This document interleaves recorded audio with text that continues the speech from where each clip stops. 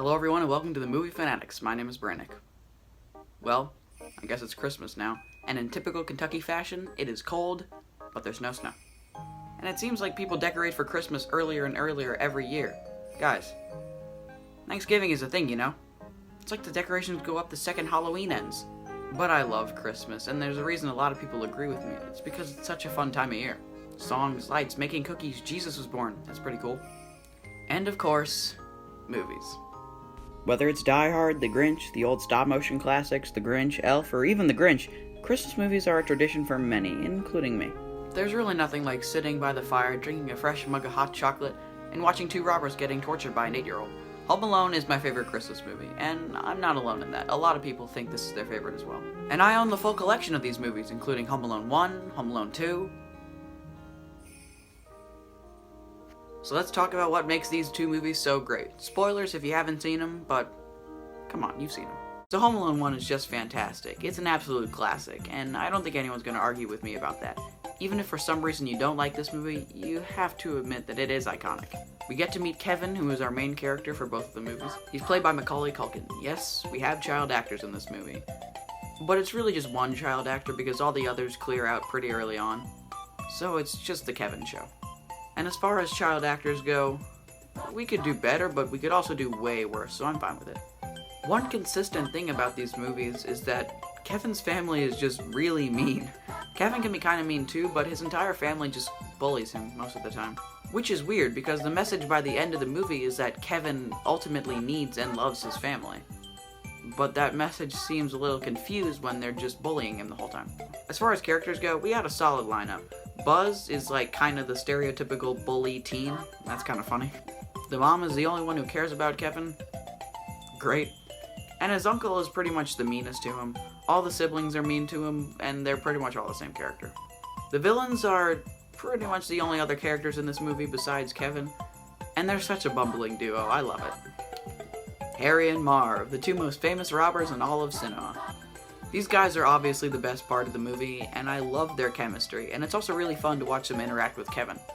They're so confident that they can rob this house since they're just an 8-year-old in there, but little do they know, he's actually a psychopath who's rigged the entire house with Looney Tunes booby traps. There's also Old Man Marley, Kevin's neighbor slash serial killer.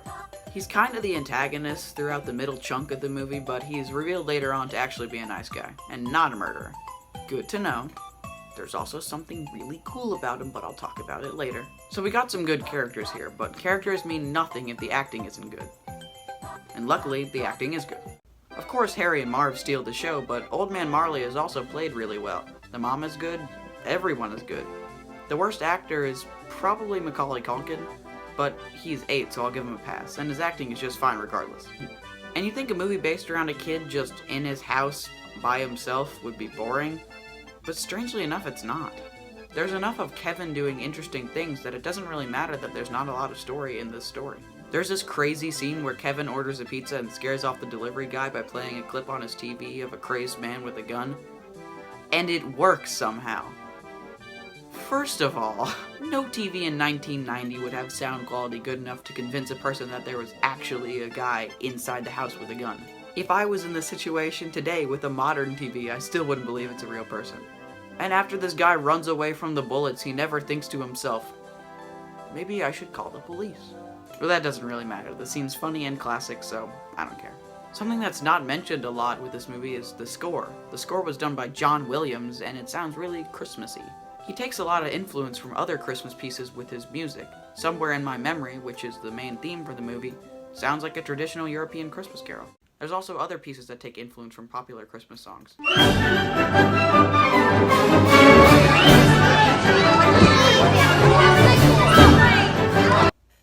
Like, that's the Nutcracker.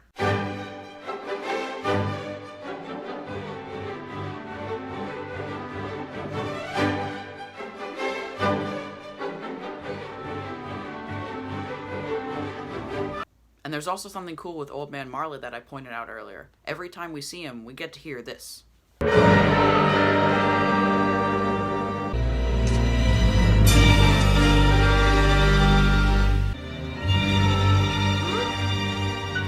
Dies Irae. That's Dies Irae. I found a Dies Irae. Let's go. That's a Dies Irae.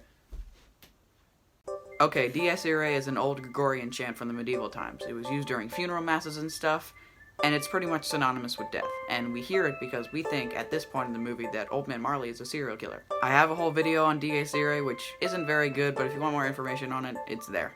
Anyway, the finale is amazing. I love how comically dumb it is. It's just overall great. The whole movie culminates in the final scenes where Kevin fights off the two burglars with traps he set up around the house.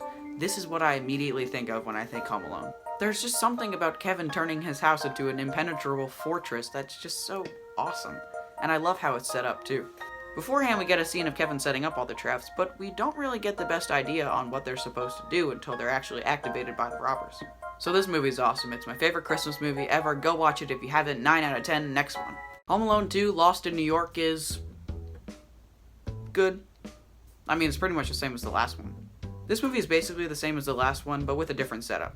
Instead of being home alone, he's not home alone. Like the title suggests, Kevin ends up in New York City through a random mix-up where he follows someone he thinks is his dad onto the wrong plane and gets transported to New York. Chaos ensues. It seems like what happened last year has no effect on the family, and they don't pay any extra attention to make sure that Kevin gets on the right plane. And they lose him again. Like I said, this is pretty much the same movie again. Kevin meets this mysterious stranger who he thinks to be evil, who turns out to be nice. He scares people with a clip of a gunman on a TV, and he sets up an array of traps to stop two burglars. And they're the same two burglars! What are the chances that Harry, Marv, and Kevin all end up in New York City, miles away from Chicago, where the last movie takes place, and they also bump into each other like 4 times? But whatever. A lot of the plot, strangely enough, revolves around Kevin having this tape recorder thing.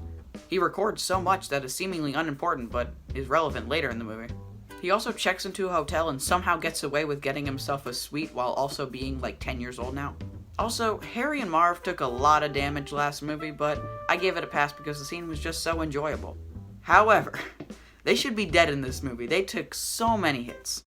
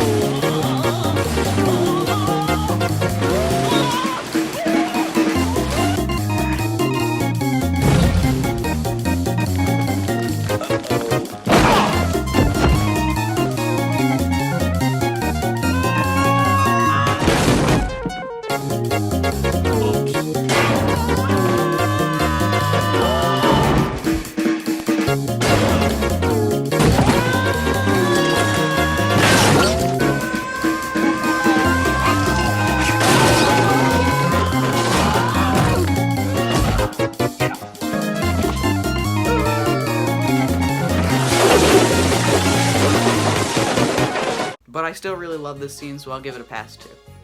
An actual complaint that I have about the final battle, though, is that I dislike the setting. A kid setting up traps in his lively, decorated, bright home is a lot more interesting than a shabby, abandoned, dirty New York building.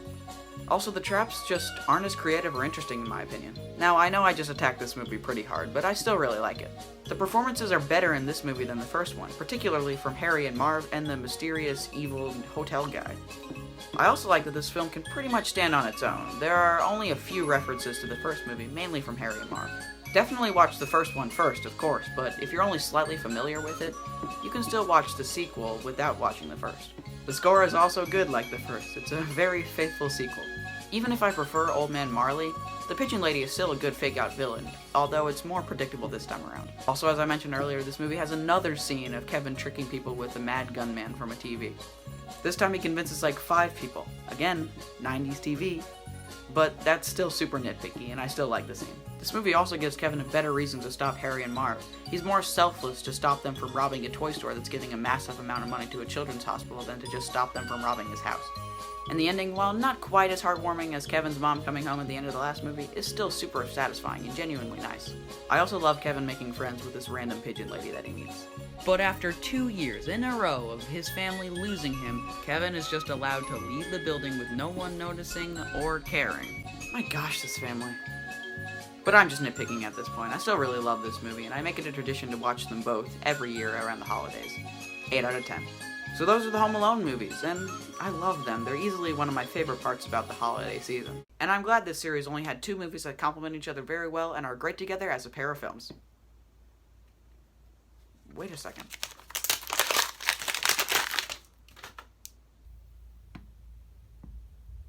No. No! Hello. Merry Christmas, everyone.